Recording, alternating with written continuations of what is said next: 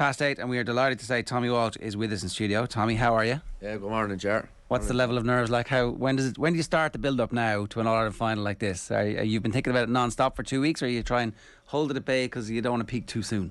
Yeah, well, I suppose this week is a little bit different, Ger, because we're going for the double. First time since Cork, I think, is it 1990? So we have the football in the bag now from last weekend, so hopefully the hurling will follow. When does it start? You know, I was listening to Paul Murphy and Skehill there during the week, and you know, they were talking about the knots in your stomach, that they just suddenly appear, and you know, that's so true. So you could be, you know, tipping along, going about your day as per normal, and next minute something just, it could be a reference to Croke Park, or you might meet someone in the shop or putting petrol in the car, and they might mention something, and it comes, and you know, it's All-Ireland final week or a big game day, like.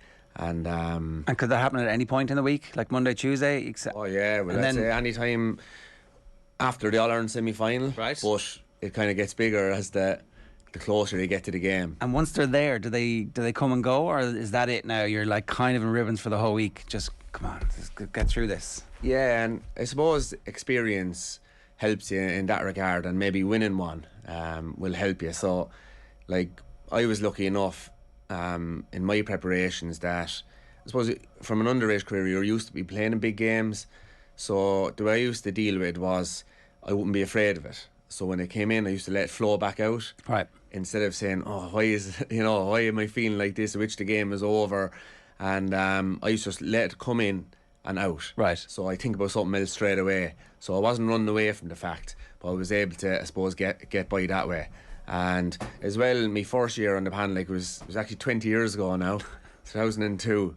I was called in after the Leinster final, and myself and DJ came back. So, well, it was just DJ at the time, but listen, we came in after the Leinster final, and I remember actually a funny story around DJ that time. Like, they're after playing the Leinster final against Wexford. I think they beat them 19 points to 17, and I suppose the older leaders on the squad, DJ was after retiring that time, but he was still young, felt that to win an All-Ireland they need DJ back. So they got talking after the Leinster final. I don't know, was it the night of the Leinster final, or could have been the day after, as you would, and slowly but surely then talk got around, and someone obviously went out to meet him or rang him, and DJ was back, and he was a huge part of winning that. But just going back, to the nervous part, was I was a sub then that year and never got on. So the first few weeks you're looking forward to, you're so excited to be part of it with your heroes, but then you realise, I don't want to be a sub, like, you know, I want to be playing that. So you have no nerves coming up to a final, no nerves to a semi-final. So after that I said to myself, you know what, give me all the nerves in the world, all the knots in the stomach in the world, I'll take it just to be part of it. So I learned that, listen, while you'd love to go out and play like a challenge game, isn't it better to have that than not being playing at all? Definitely. Did someone talk to you about that, or was that just like self-taught yourself, or was that the type of thing that you could go to other players in the team or anybody in management, or was there somebody that you could kind of go, look, I feel like this, I wouldn't mind not feeling like this, or what does this feeling mean? Like, yeah, well, I experienced it, like, when you're from a small place, you usually make most teams.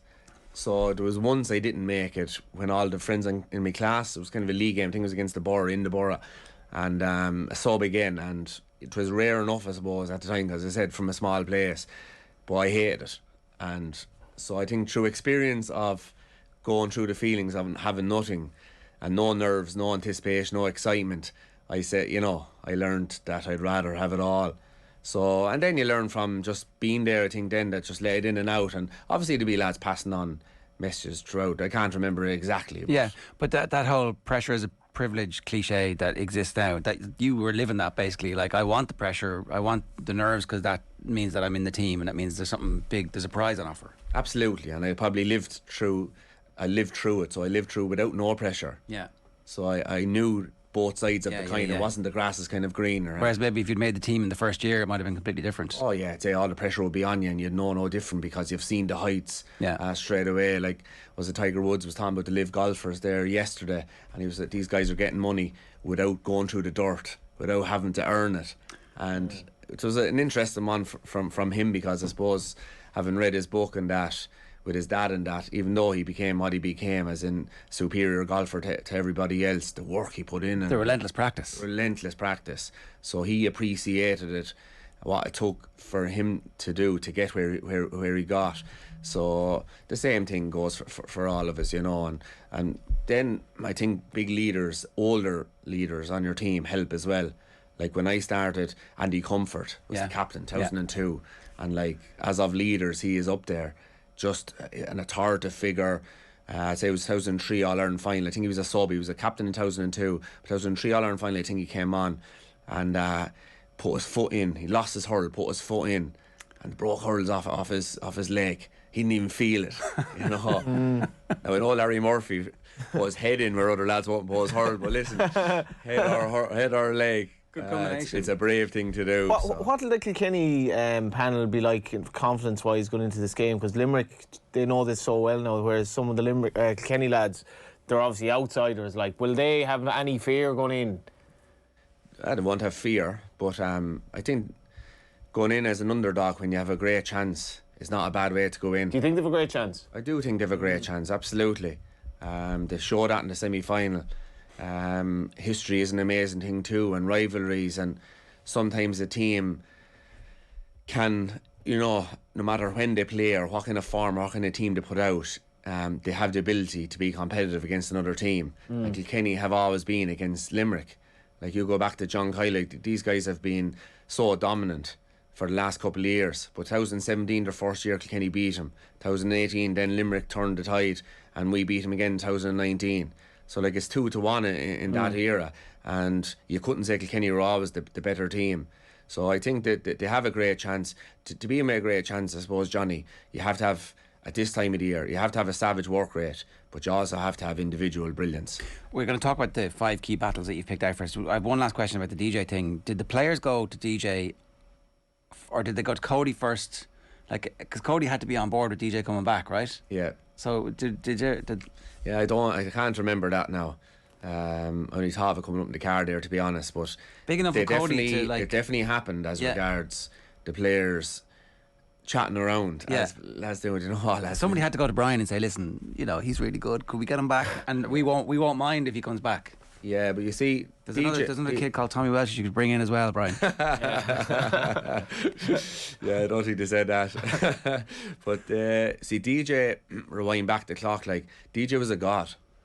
You know, the same way as, you know, I don't know who's a god now, but DJ was a god to all Kilkenny folk. Keane Lynch, absolutely. Yeah. Joe Canning. So that's what you're talking about with regards to DJ.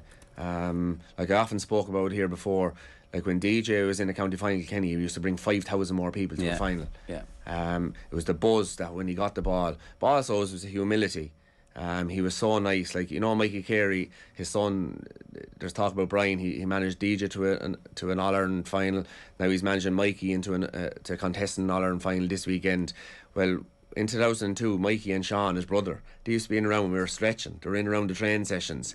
And DJ was there like one of us, and he had great words of encouragement for all the young fellas. Yeah. It was never DJ, I'm the king. It was, listen, I look after you. And that's the way DJ. So once Brian knew that he was bringing back in, I suppose, a guy of that humility and that respect, and also he knew he gives a great chance of winning All-Ireland. You couldn't get away with that in Kilkenny, could you, being bigger than anyone, like? Well, under Brian, will say, like, because it's the selfless nature, like, this is the collective, like. Yeah, and I suppose that's what's so similar to the two lads managing on Sunday. It's all about culture.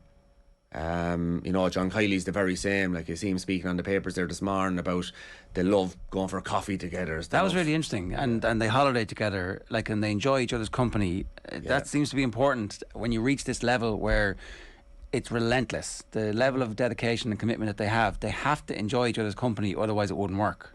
Absolutely, Ger. And as well, you go back to 5 years ago, 2018, the guys that started the All-Ireland semi-final this year, there was 13 starters from 2018, which was 5 years ago. That's incredible. And Johnny, if you don't have a real team spirit, it's easy to say it, but live through it and do it, you're not going to have that kind of continuity, consistency, because you'll have people getting bitter, why am I playing and this and that. But no, they seem to have a real incredible spirit. Like David Reid, he came on the last day. Like, how long has he been a sub at this stage? Why didn't he say, you know, I've got me All-Ireland medals, John obviously doesn't want to pick me.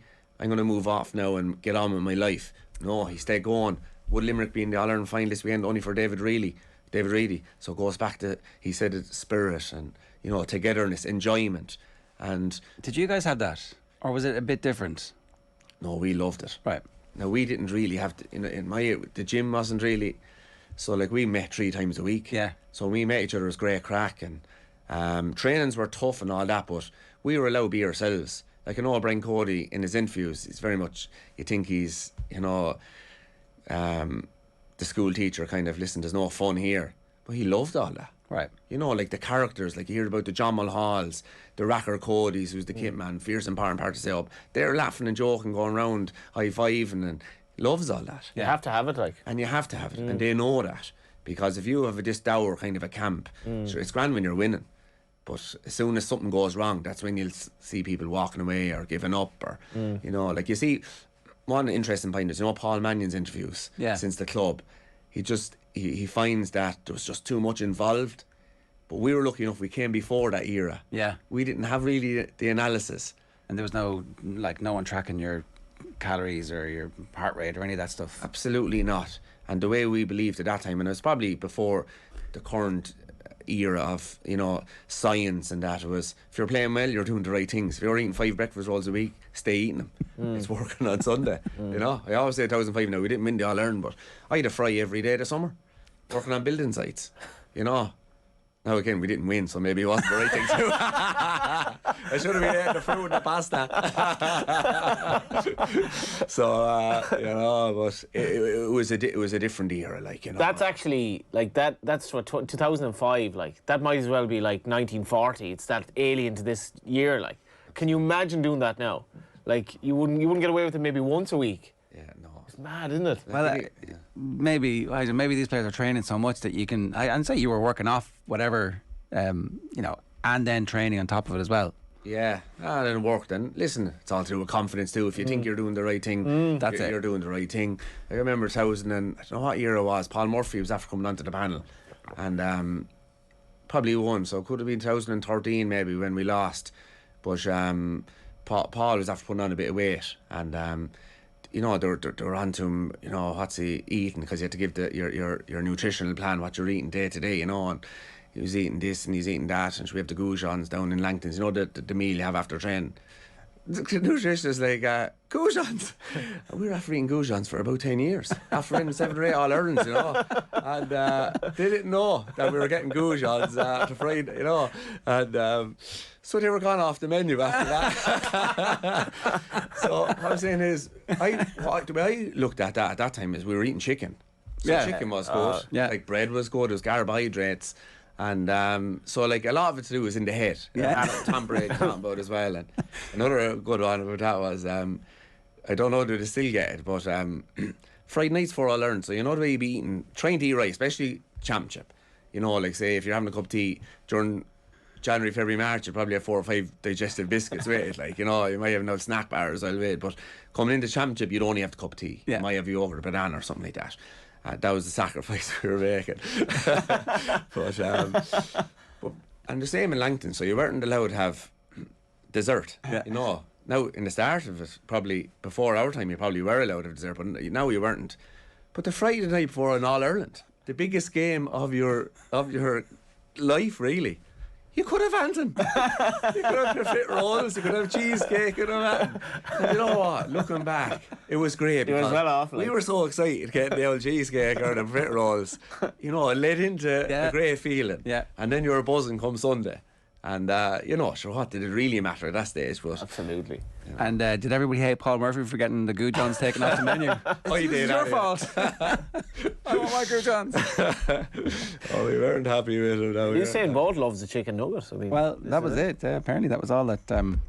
Right, let's get through these individual battles, because, like, you've been talking about this team, this Kilkenny team, with a lot of confidence about the quality of the individuals, and it looks as if that quality of the individuals is beginning to mesh into a team.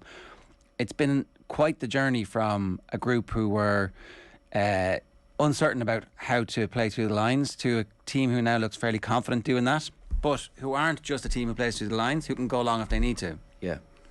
And, you know, going through the lines is probably the terminology on it. I think the way these managers look at it is heads up hurling. So if it's long and there's one-on-one inside, give it in. That will always be the best ball. Yeah. It's just if they have a spare man coming back or half-back coming back mopping up the whole time, then no, listen lads, this isn't working. So heads up hurling nowadays is you give the 5 or 10 yard pass.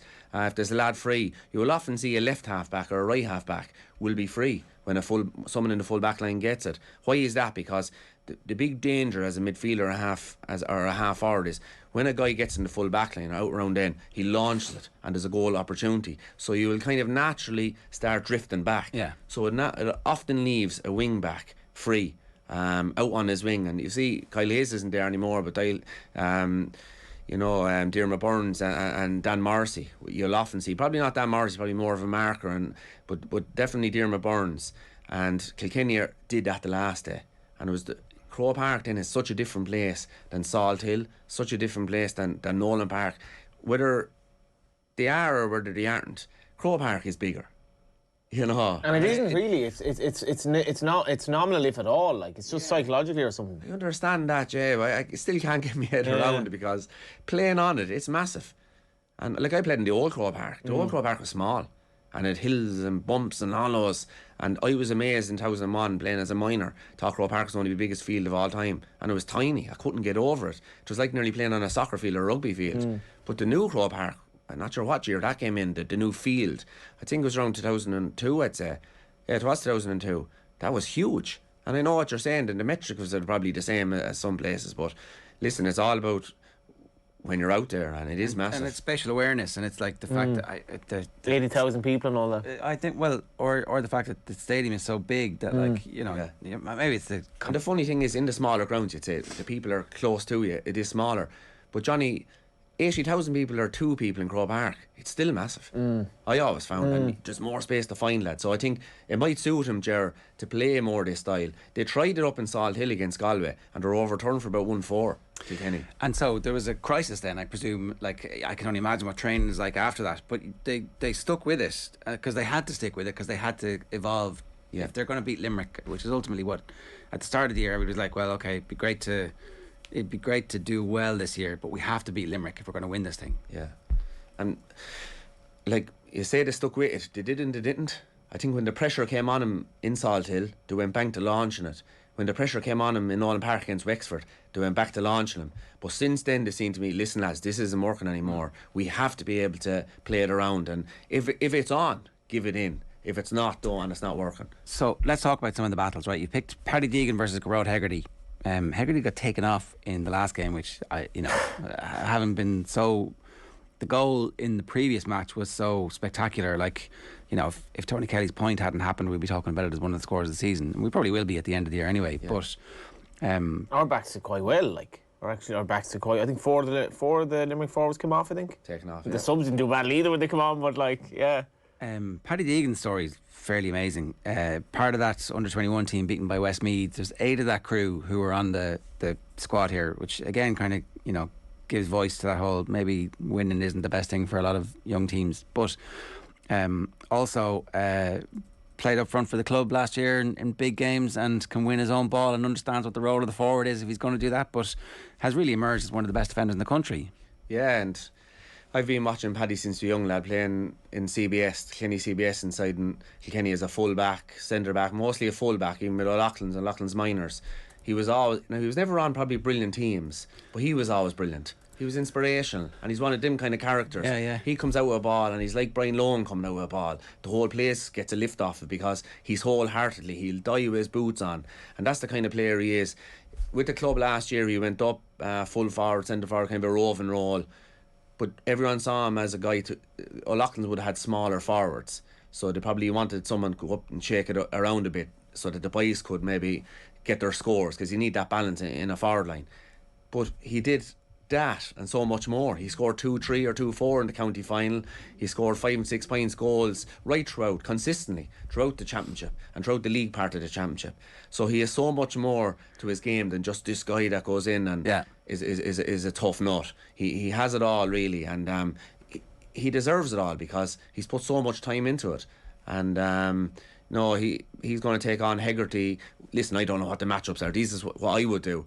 And kind of looking at it regards if the Kilkenny team that went out in the semi-final against Clare picks up the Limerick, because who knows who's going to pick up who. But if he's on Hegarty, like, Hegarty is the elegance of a small fella.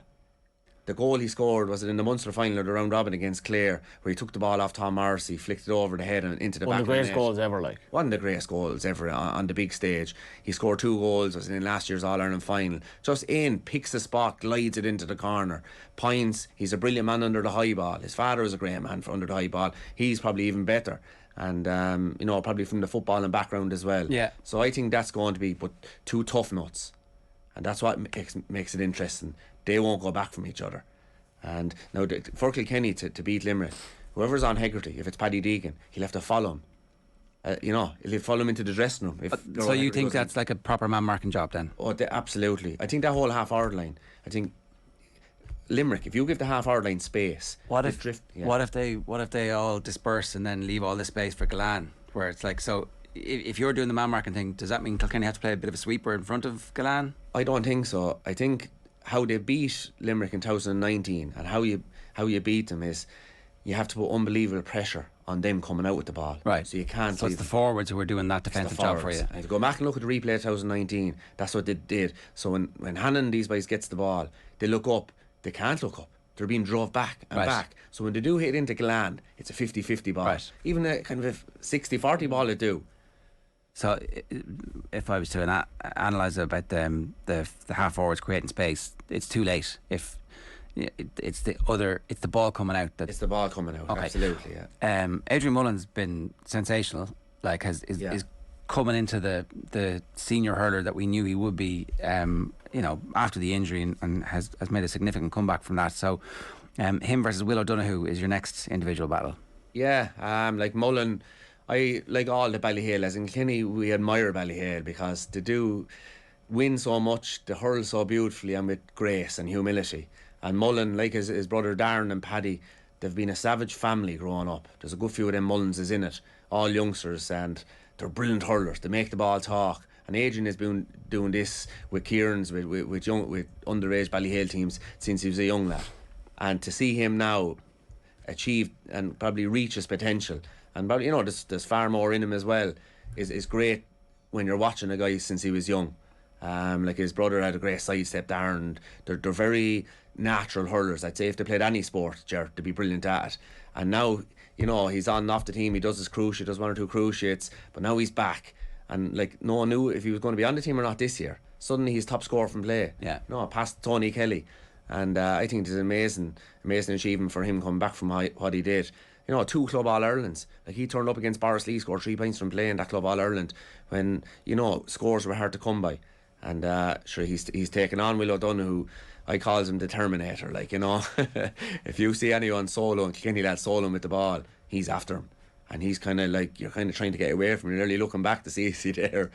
So Will O'Donoghue is a huge part of that. I'd say John Kiley really appreciates. Murphy and Nicky Quaid have been the 2 best goalkeepers in the country for the last decade. And it's going to be really interesting to see what impact either/both of them have on the game. Yeah, and like Joel Canning spoke a few weeks ago about you never appreciate a free taker until he starts missing them. Then you say, geez, I'd love to have a free taker that scores all his frees. But it's the same with a goalie, isn't it? Yeah, totally. You never appreciate a goalie doing the simple stuff. You always appreciate the big saves, but you never appreciate the simple stuff. Nicky Quaid and Murphy do, for all their brilliance, it's the simple stuff to do unreal. And like Nicky Quaid was, this Limerick team can thank Nicky Quaid as they can thank a lot of their players, but he possibly changed history with that flick on, they were against Cork, was it Harnedy? Harnedy was true for a certain goal. If that got a goal at that stage in the All-Ireland semi-final 2018, it was game over. But Nicky went out and flicked the ball, brave as you like. And they were betting 2019 versus Kilkenny. Would we even be talking about Limerick today only for Nicky Quaid? Well, just how important. John Kiley in the papers is like, I wasn't sure if I was the man for the job, and if we were going to lose another championship game, I was going to walk away. I don't know if he would have, because like if you'd lost by a few points to Cork, but they at the same weren't time, champions at that stage, so they still have probably no titles in the bag. No, and it's Isn't it wonderful to have that humility to say that? Like, say, this could have gone a different way. instead of like this was a preordained, I was always going to be a great manager. Yeah, I think that's the thing that makes him a great manager. Do you know, it's like what made Jim Gavin was the defeat to Donegal. Like, I have this great, lavishly gifted team. We can go on and just keep winning and winning and winning. But that wasn't the case. Like, somebody else out-taught him, and so he went away and completely changed how that team played. And it's the same with Kiley, it seems. It's like that's why he's playing down the rivalry with Kilkenny. But the fact that Kilkenny beat them in the first year, and again, you know, I know it has to be a massive part, I think, Jerry, you know, for all Limerick people as well, because like you look at the history, like history would always tell you the big three: Kilkenny, Cork, and Tipperary. Yeah. Now that's going back to the, you know, when the games began. But it's written in the books. It's written in the books That's with the All-Ireland thing. titles. Yeah, And great players. yeah. And so you've knocked off Cork, you've knocked off Tipperary. Just one more to go, and then then they're in the conversation for greatest team of all time. They're, like, those conversations, they become more intense. They do. And like John Kiley, Cody has 11 titles. The next, I think, is Bertie Troy, Kiley himself, Pat Henderson. There's 3 or 4 there on 3 titles. Right. If he wins this one, he goes straight up to second. Like Limerick, they've never done the 3 in a row. There's no one outside of Kenny, Cork and Tipperary who've done the 3 in a row. Yeah. So there's huge history weighing on this for Limerick. Like, there's no one in Limerick has 4 All-Ireland medals, as far as I can see. The great Mick Mackey team of the 30s, they have 3. Yeah. None of them have 4. That's a peculiar kind of pressure that they haven't had up to this point, where it's history in the making, as the, you know. There's history in the making, and also the opposition they're playing. So you have all that pressure, but you know, coming down the home straight, if you're used to winning and used to beating teams, you're not really thinking about losing. I think against Galway that was so apparent. It was just body language. They didn't look flustered. They didn't look flustered, but I would imagine, and I hope I'm not proven wrong on Sunday, but if it does come down the home straight, they won't be as easy in their skin, because why? History. They were beaten in 2017, beaten in 2019, playing against this Kilkenny team that, you know, knows. People will say they know how to win. It's tradition that Kilkenny have been in All-Ireland finals. The same pressure won't be on them. So will they be as comfortable going down the home stretch? You'd hope they won't.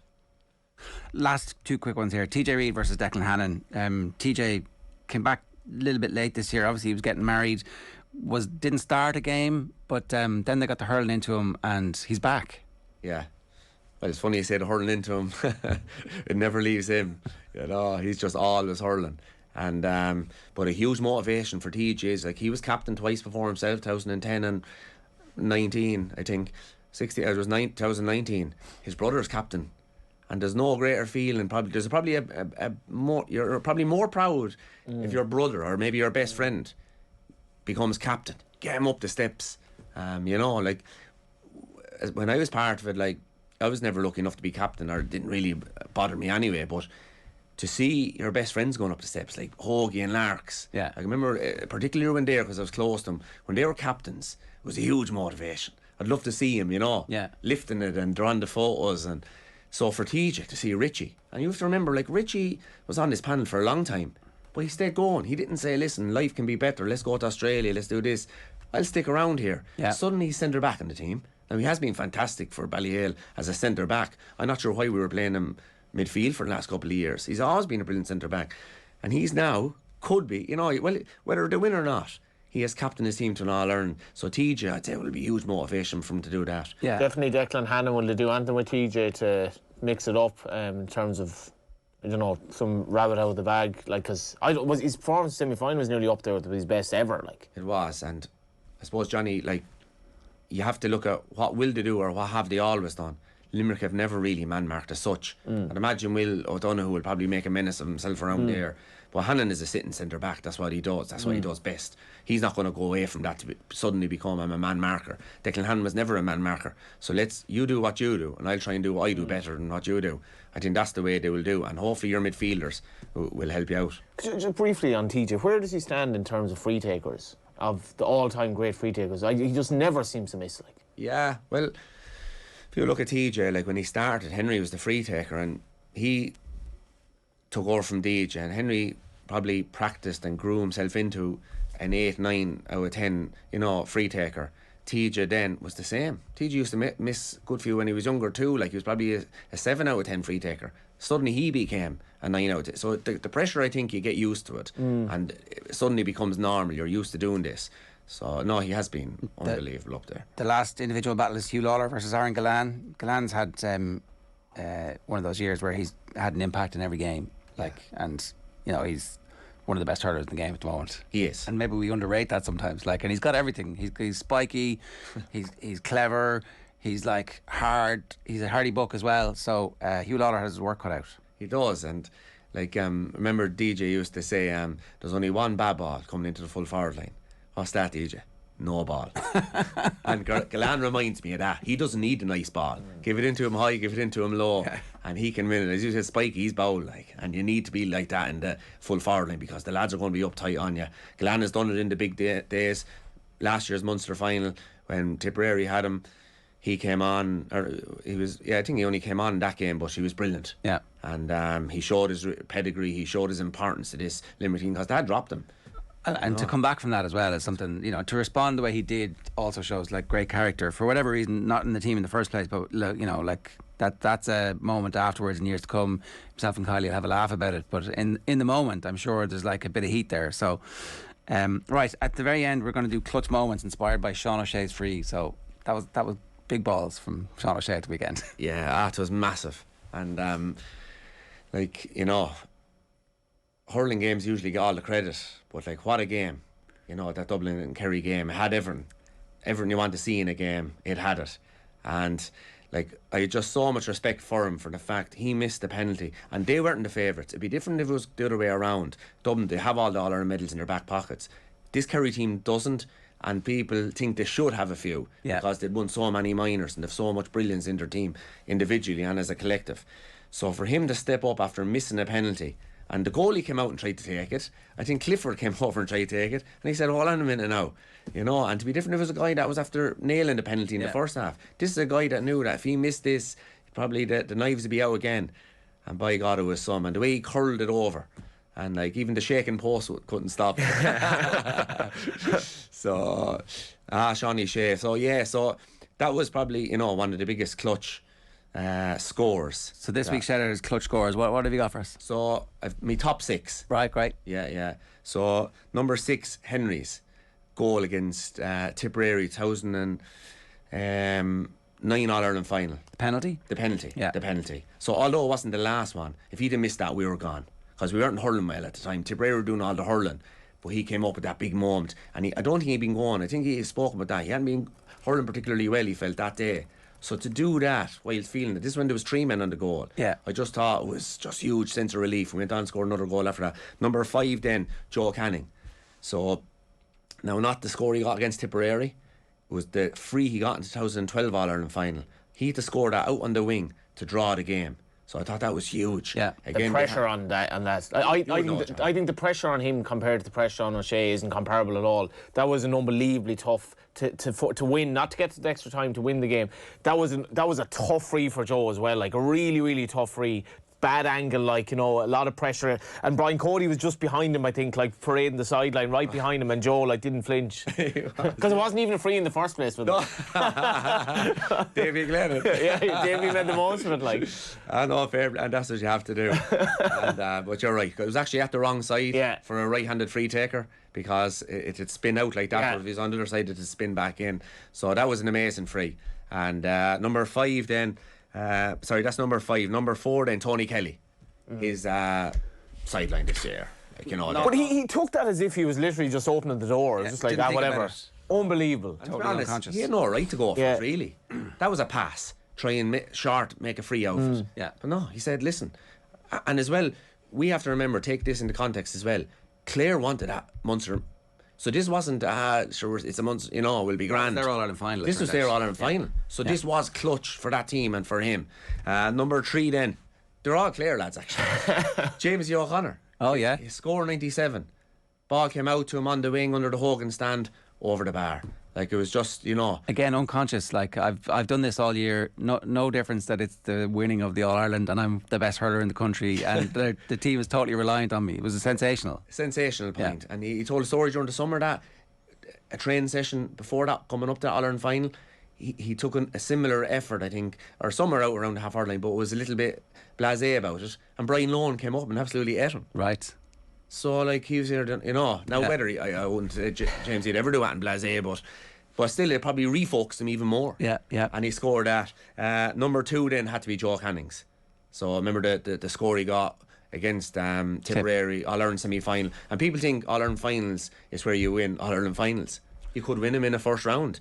That was one that day. How many semi-finals were they beaten in? Yeah. And one of the best sporting photos ever, as you see him smile. And it was, absolutely. And everyone was delighted for Joe, because at that stage he had no All-Ireland medal.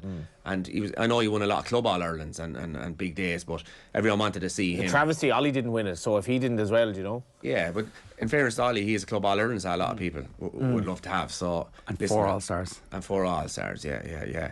But the number 1, I think, had to be from Clare. Holy Moses. Marty Morrissey. It was Donal O'Donovan's equaliser against Cork. Time up, game on the line, corner back. Who, I don't know, did he ever score before that or ever after it? But what a moment for the county. What a moment for a player. What a moment for all cornerbacks. And so my number 1 clutch moment in hurling that I can remember is Donal O'Donovan's pint. I hope we get a similar moment this weekend. Certainly the feverish, the stadium shaking. I hope we get a couple of those moments this weekend, and it feels like we will. So you're predicting finally Kilkenny win to squeak it out? My prediction is coming Sunday. Right. Fair enough. That's why he's paid the big bucks. Fair enough. Yeah. Well, we'll all be tuning in. Tommy, great to have you with us. It is genuinely exciting. The knot in my stomach has started to appear after the conversation this morning. As you know, it's All-Ireland Hurling Final week. We've got 4 priceless tickets to give away on the show this week. It's all thanks to Bord Gáis Energy. 2022 marks the 6th year of Bord Gáis Energy sponsorship of the GA Hurling All-Ireland Senior Championship. And to celebrate, every day this week we're giving away €150 one for all voucher, and more importantly, each winner will go into Friday's draw for an incredible grand prize with €1,500 one for all voucher and 4 tickets to Sunday's All-Ireland Final between Limerick and Kilkenny. To enter, tune into tonight's show. It's all thanks to Bord Gáis Energy. You can search #GiftOfTheGab for more. Up next, Virtual Insanity open